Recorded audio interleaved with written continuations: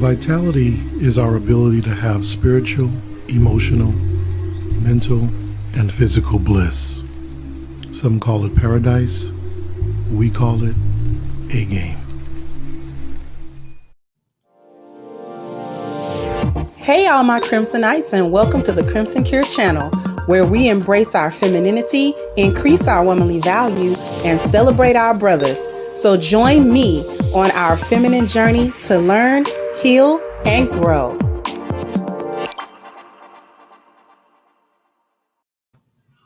Hey there, my Crimsonites, and welcome to the Crimson Cure channel. I'm your host, femininity coach, and author of the Crimson Cure, and this is my perspective.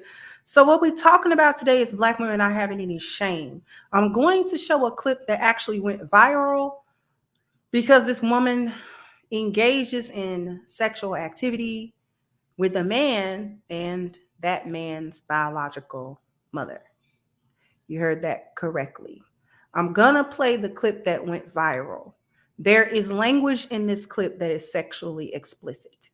So if you have children around, young people around, or you're sensitive to that sort of language, please be aware. It's a short clip, but language. And we are going to watch this clip, and then we're going to come back and we have to talk about it. All right. So I'm going to go ahead. I'm going to share screen, and here we go.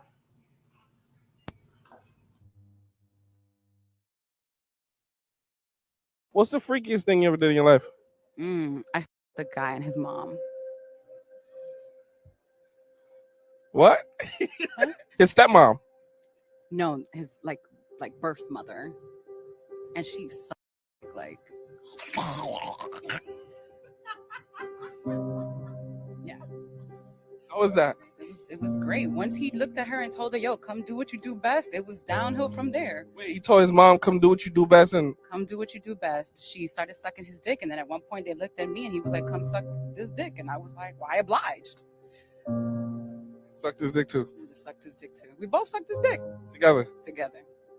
That is one big happy family. What's the freakiest thing you ever did in your life? The guy.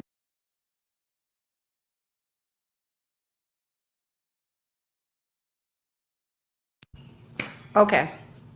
So we were able to hear that level of debauchery.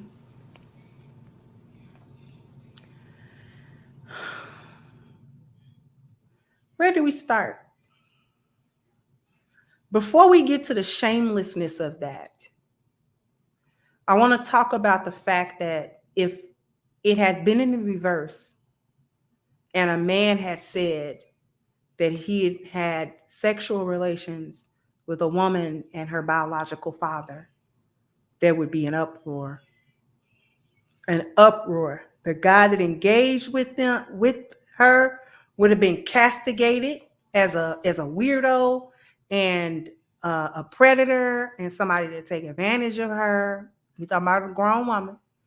And then the woman's father would have been also treated the same way, regarded the same way. And the woman would have been a victim of all of that. But because it is a man with his biological mother, this is treated as some sort of turn on or some sort of, almost a normal kind of thing, without going into the fact that in order for them to be comfortable having sexual relations with one another, she groomed him when he was little to have sex with her. Because you don't just do that out of the blue when your kids are grown. You don't just start that when they're adults. You start that when they are too young to go against you. And you coerce them and you groom them and you put it into their heads that this is something that they can do, that this is something that they should do. And you convince them to basically override their biological impulse not to do that, because human beings have a biological impulse against it, because we're not supposed to be procreating with our parents like that, because we shouldn't be birthing any children or anything like that from those close family relations. So we have an instinct that tells us, that repels us from our biological family and sexual procreation with them. It's bad for the gene pool. It isn't conducive to human life and the preservation of the race, of the human race.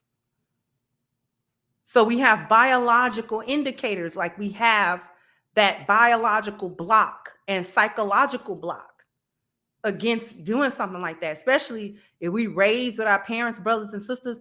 The things that you have to overcome in order to get past that psychological block and then get past the physical block in order to now engage in sexual relations with one another as adults freely, that had to be done as a child. That barrier had to be broken. That boundary was broken at a time when he was a little boy. And no one will point out the predatory nature of that, because it's a woman with her son. So that's number one. Nobody likes to see women as predators, particularly as sexual predators. Everybody, when they think of sexual predators, they think of men, but nobody likes to think of the women. See, it's not just the women protecting the male sexual predators sometimes, it's the women themselves. Somebody need to be protecting kids from them.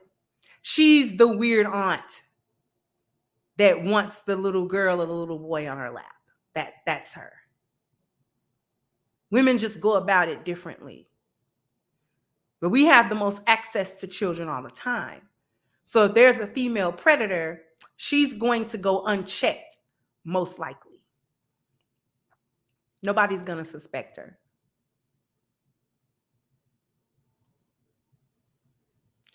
Aside from that, let's talk about the lack of value. This is where lack of a value system gets us, specifically the lack of spiritual value, because it is this missing value that allows for somebody to even be involved in something as depraved as an incestuous relationship. The further depravity is to be turned on by it and go through with the sexual escapade. And then to top it off, there was no shame. You came out and admitted on an international platform that this is something that you did. Not only were you not supposed to do it in the beginning, but this was certainly something that you take to your grave. You don't broadcast that to nobody. Nobody should have ever known except you and the people unfortunately involved. Other than that, that is a secret that we bury. Not telling nobody, certainly not going to broadcast it to the world, and then followed it up on that podcast, same podcast, followed it up and told the story with a smile on her face, wearing the same outfit, mind you. I don't know if it's the same day or not. But she was talking very vulgarly and openly about all of her various sexual escapades, including that which was referred to in the beginning of the video. And she was saying with a smile on her face, like, yeah, that's what we did. And it was a turn on, and spoke about it as if this were any other kind of threesome that didn't involve an incestuous relationship between two of the parties.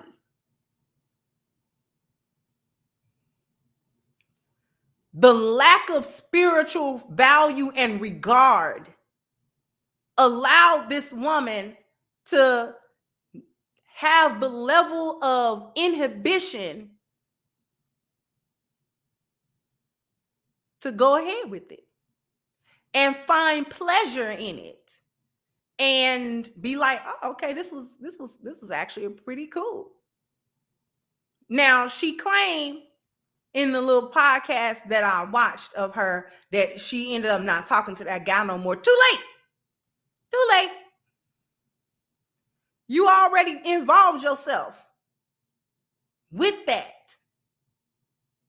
This again is where this is what I was talking about when I was saying when we don't have a positive value system, there is no level of depravity. There is no level of debauchery. There is no level of shamefulness that we'll have. There's no level we won't go to.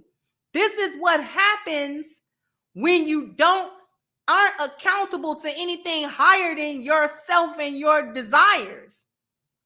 This is what she just described, and her shamelessness in saying so out loud and kind of laughing about it like it was funny or like it was lighthearted is the quintessential example of when the human being worships their own desires. The worship of their own desire, the worship of themselves. Nothing is higher than what I want. My basest, most depraved desire, nothing is higher than that. I don't aspire any more than that. As long as I can engage in that sort of revelry, then I'm good. And I'll count myself as having had some sort of fulfilled life that I'm able to tell somebody about these whole stories, about these depraved. This goes beyond just my one-on-ones with various guys, which is bad enough. Black women don't have any shame anymore. Seen another clip of these women with these podcasts. Y'all are nasty. And I don't just mean sexually nasty. Like, y'all are gross. Like, y'all have gross conversations and gross things that you talk about and think about. They were talking on a little podcast, and she's like, oh, I like vacation sex because if you do anal, you'll have, like a little dookie in the sheets, but you just sleep in it. And all the other women on the podcast is like, ugh. And then she's like, I don't mean like a lot. I just mean like a skid mark or something. And it's like, the other women were like, ugh, though. But ugh. And she's like, why would you call? Like, ain't nobody gonna be like, yeah, come in here and change these sheets. And one lady was like, why not? Why wouldn't you tell the hotel to come get this? Come get it. They're gonna get it anyway. Just come get it. I'll just sleep in it. Gross. Y'all are gross. There's nothing feminine about that at all. There's nothing, there's no nothing is sacred no more with y'all. There aren't any things that, you don't say out loud in a public forum. Y'all will get all on the internet and tell everybody your deepest, darkest, most nasty, gross thing. And then it'll be like kikiing behind it. Like, bringing us all to new lows. Like we could have done without hearing that lady talk about this ridiculous sexual encounter. No shame to tell somebody, yeah, I ran into a situation that all of us should be grossed out by, no matter what culture you come from or what background you have. But instead of being grossed out, I was actually turned on and I participated 100%.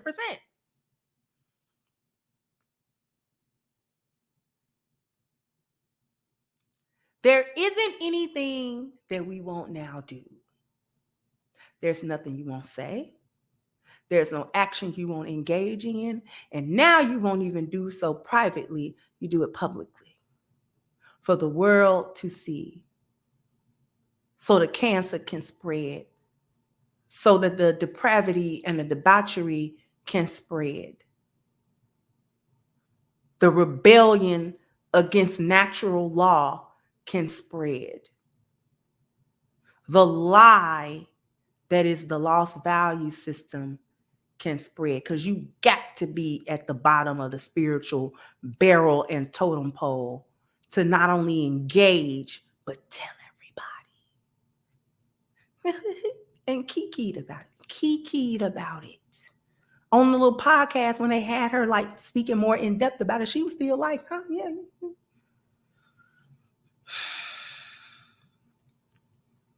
Anyway, before I sign off, I'd like to draw everybody's attention to Black Lives Matter organization petition that we have. And we've gone over our 5,000 signatures. So I'm super happy about that. And I want to thank everyone for participating and signing the petition that we have against Black Lives Matter organization for their theft of more than $90 million of donated funds. So if you want to be a part of this movement, all you have to do is click in the description box and hit the link for the petition, sign it, share it, and contribute to it if you can. Also sound off in the comment section. Let me know what you think. Like, share, subscribe to the channel if you have not. Once again, I'm your host, The Crimson Cure, and this was my perspective. Bye-bye, Crimsonites. Hey guys, please like, share, and subscribe to the channel and hit the notification bell. And if you've got more to say on the topic, leave a comment down below. Also, don't forget to support our sponsor who so graciously supports this channel by clicking the description box and the link for A-Game at agameherbal.com. You can go ahead and get a 10% discount off of your next purchase using the code Kendra10. This has been yet another Crimson Cure production, and I'll catch you guys on the next one.